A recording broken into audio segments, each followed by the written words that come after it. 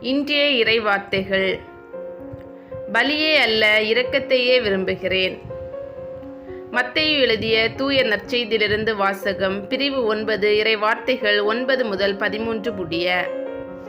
அக்காலத்தில் மத்தேயு என்பவர் சுங்கச்சாவடியில் அமர்ந்திருந்ததை இயேசு கண்டார். அவரிடம், என்னை பின்பற்றி வா என்றார். அவரும் எழுந்து இயேசுவை பின்பற்றி சென்றார்.